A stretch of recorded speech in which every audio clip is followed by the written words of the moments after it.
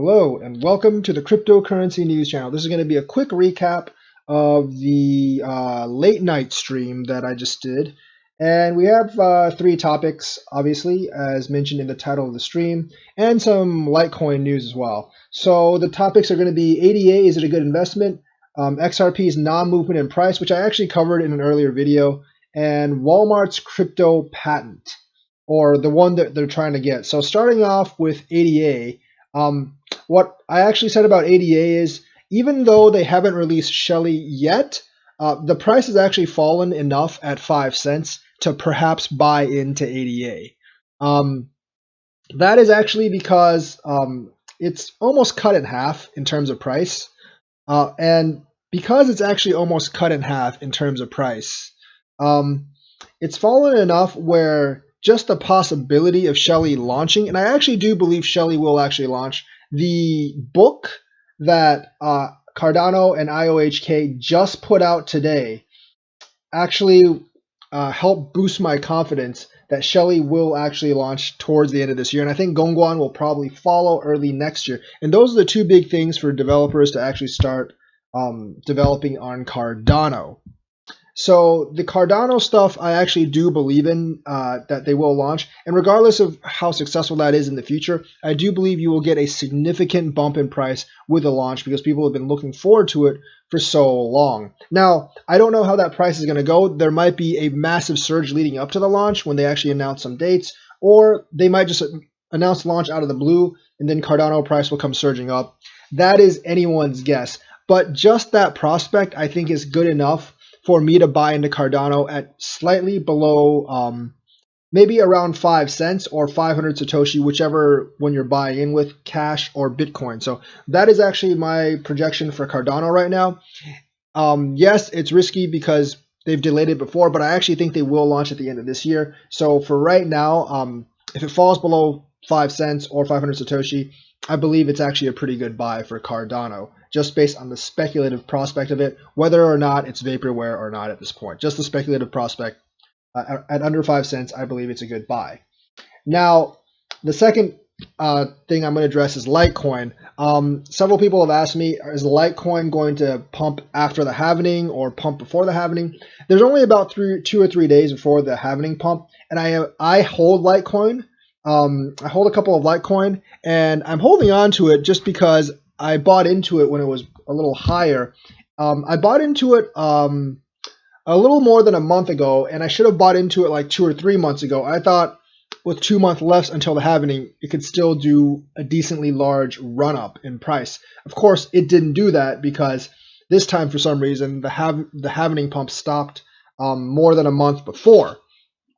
That obviously upset me. But the issue there was that now I'm kind of stuck with it, and I want to hold. I don't like to sell at a loss, so I'm holding on to it. I'm hoping for a pump, either pre-halvening or post-halvening, but I am not confident in that at all. And if I wasn't already in Litecoin, I would not be into it. I would not buy into it right now. So because I'm already in it, I'm going to stay in it and hope for a pump post-halvening. Because the Litecoin price pattern is acting differently from the last halvening. The market's a little more complex. There might be a pinch in supply after the halvening, and that might drive the price up temporarily, in which case I would actually sell at that point. But I don't know how likely that it's going to happen. I would give it less than a 50% chance of happening. So if I wasn't in Litecoin right now, I wouldn't buy it. But since I'm already in, I'm just going to stay in. XRP is not movement. This is the cue the time when the XRP shills come in and say how it's going to go to hundreds of dollars. These are kind of like the same people that have come in ever since last year, since I started streaming. Except last year they said it was going to be hundreds of dollars by this time, actually in 2019. Now they've just moved their timeline back a couple of years. Some argument back and forth. Obviously, I think XRP is going to go to maybe like $10 or $20 in the future. We mentioned Susan Athey's paper and the fact that she actually, they kind of, the XRP group, they basically take her formula, but they kind of completely ignored the numbers that actually she's stuck in that formula, which are just as important. Her projection was by 2030, XRP would be about $32 at maximum, and the average price the average price of her expectation was actually only about $8 by 2030. Of course, they don't like that because it's not high enough. But she's actually a Stanford professor, and she's also on Ripple's board of directors, and those are the numbers that she predicted for 2030. And all the XRP shills think they know better than she does.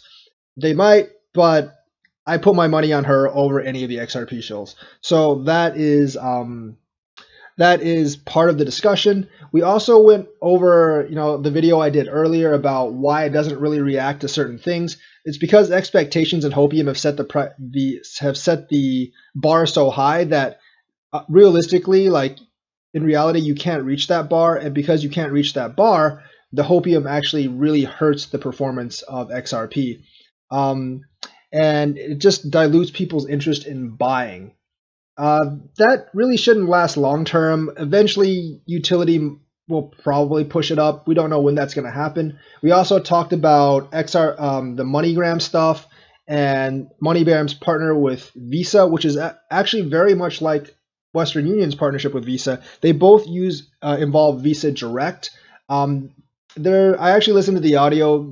They didn't really mention like Visa and XRapid in the same sentence or anything, but it is possible that they actually that MoneyGram will piggyback XRapid onto Visa's Visa Direct.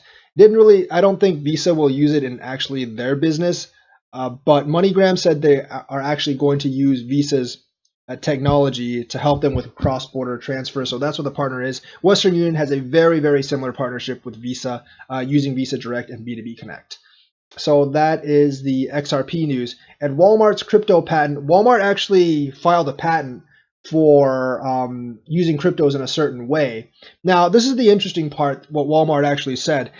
Well, the Walmart rep actually said, we filed this patent, but we don't actually have any plans to use it. And that's actually true with most corporate patents.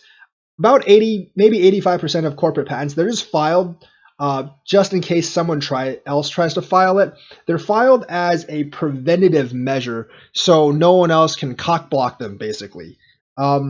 But a lot of them end up being unused. So that's Walmart's filed crypto patent. I was pretty excited about the Walmart patent because I thought Walmart would actually start using crypto.